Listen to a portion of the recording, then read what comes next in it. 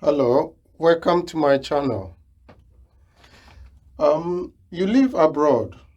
Is it best to acquire your house first in your host country or acquire first back home? You live abroad. Is it best to acquire your house first in your host country or is it best to acquire it first back home?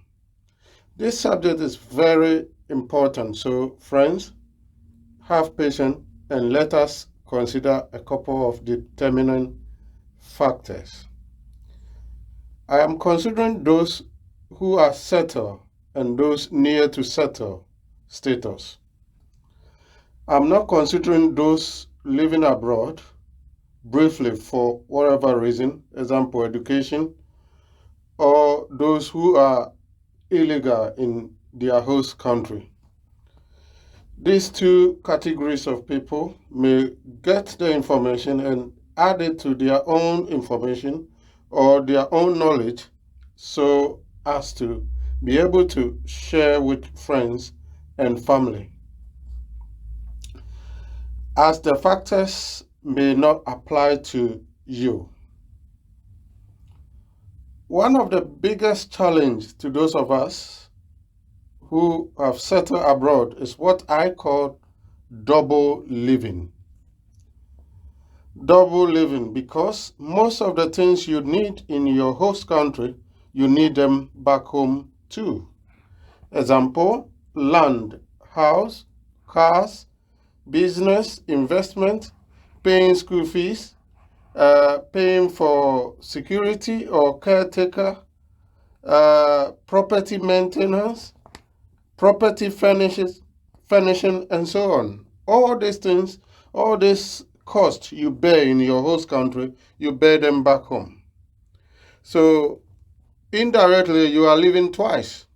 Your host country, all the expenditures, most of the expenditures you are making in your host country, you are doing it the same back home.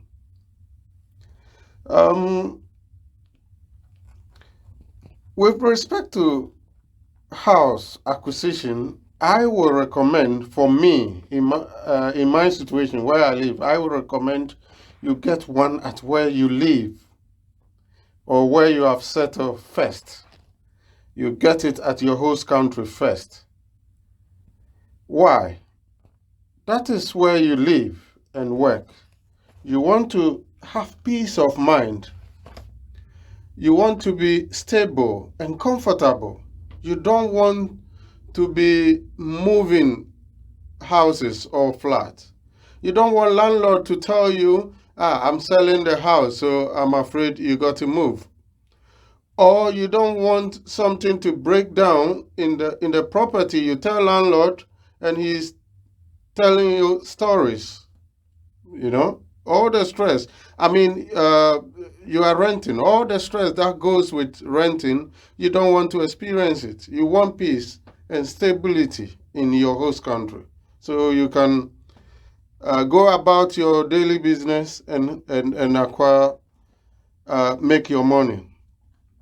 And my friends, don't forget, rent is made up of someone's mortgage and interest, and then plus the person's maintenance cost, plus profit.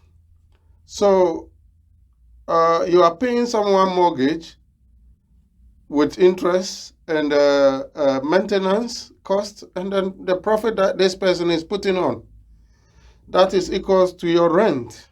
So apart from the peace, stability, and comfort and you are getting, if you are not renting, you acquire your property. You're going to save the profit aspect, the profit part the person is putting on, because don't forget, if you acquire your own mortgage, you're going to pay interest on the mortgage anyway. You're going to pay maintenance costs. You're going to bear maintenance costs. So whether you are renting or you are getting mortgage, you still pay interest and the maintenance. But the profit aspect is where you will be saving where you're not going to pay when the property belongs to you. You know.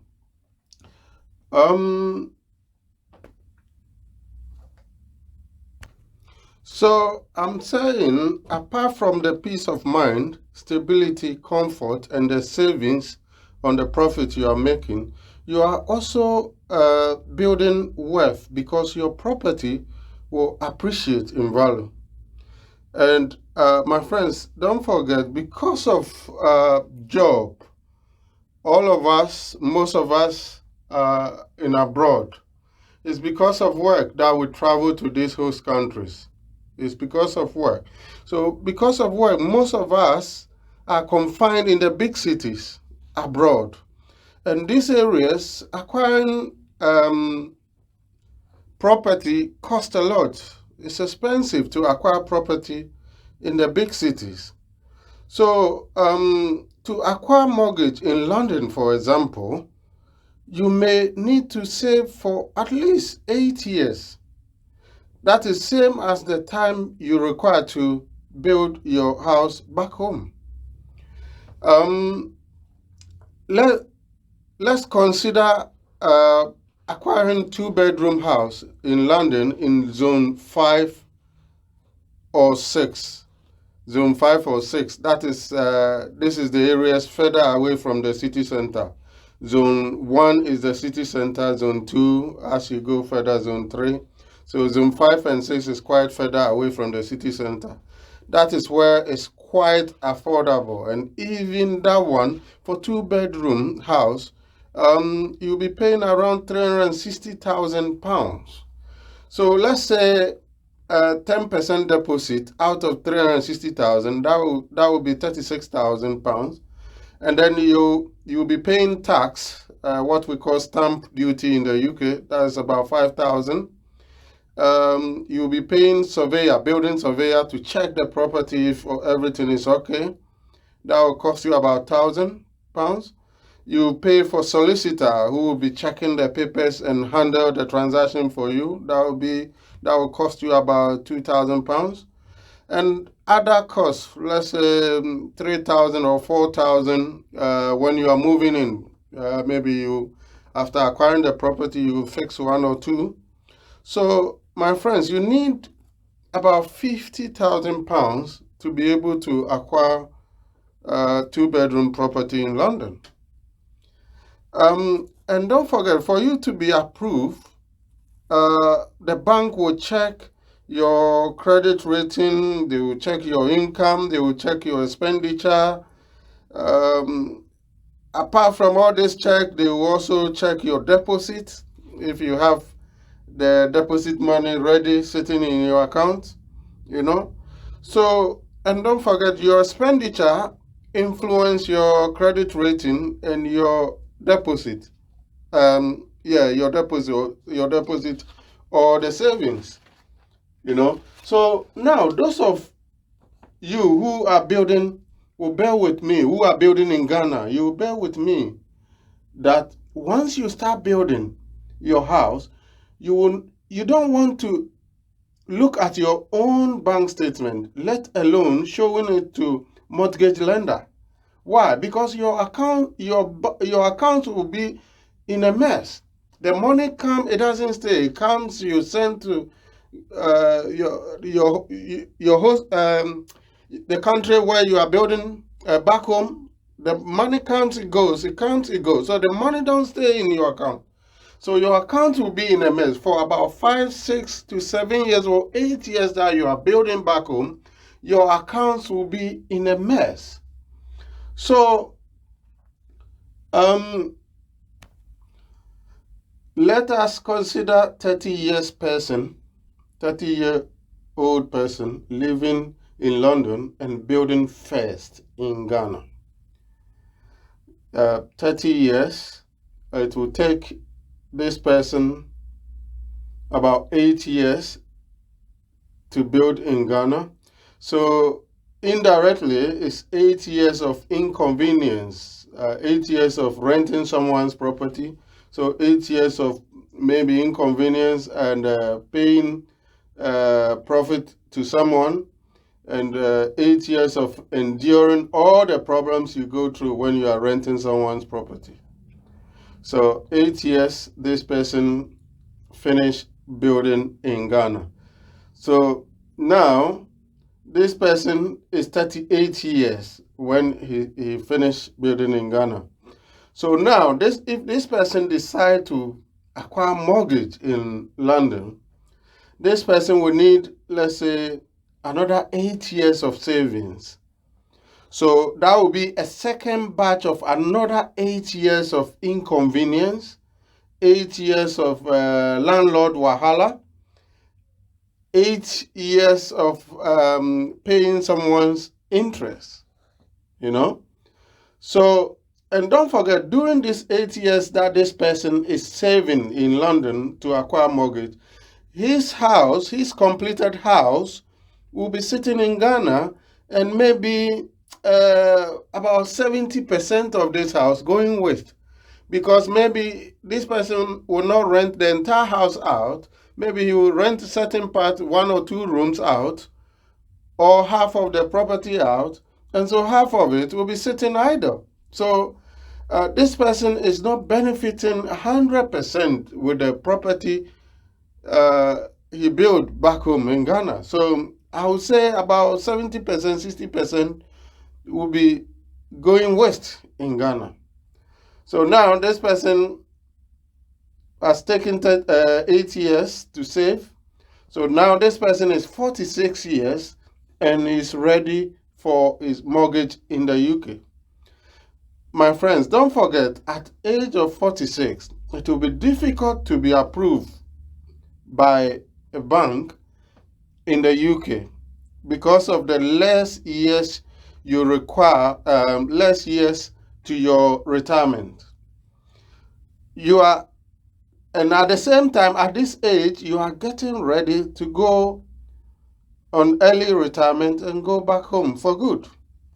At the same time, at the age of 46, you may not be approved at all by the bank for mortgage lender. You may not be approved at all. Or you may be approved with high monthly repayment due to less years to pay off your mortgage, you know. So now, let us consider a person who start saving at age 30 and gets mortgage at 38. So at age 39, you start to build at your own pace back home. So at this time, you are enjoying the peace and comfort in your own home, in where you have settled, in diaspora, you know, in the country you are living. You are enjoying the peace and comfort in your own home, and you are building bit by bit at your own pace back home. You can take loan and overdraw your account. You can do whatever you want with your account, because you are not going to show your bank statement to any lender. You have already acquired your mortgage and you are living in. You are not. No one is going to check your expenditure in your account. You can do whatever you like. So that is the advantage you get. So, and your house is appreciating. So at age 46, which is 8 years of your mortgage, your property might have increased in value. So you can remortgage and take some money out of it, say £30,000, and put it in the building you are building back home. You know, so at the age of, say, 50 years, you have property where you live, and you have property back home as well. So at age 55, which is 17 years of your mortgage, you may sell it and take your profit back home, or leave it to your children who will continue paying the mortgage, or give it to letting agent to manage it and send you the profit back home. So my friends, I will not make this video too long. I know it is possible to get zero deposit or no deposit for mortgage in certain countries around the globe. So in a situation like that, my analysis do not apply. So over to you, my friend.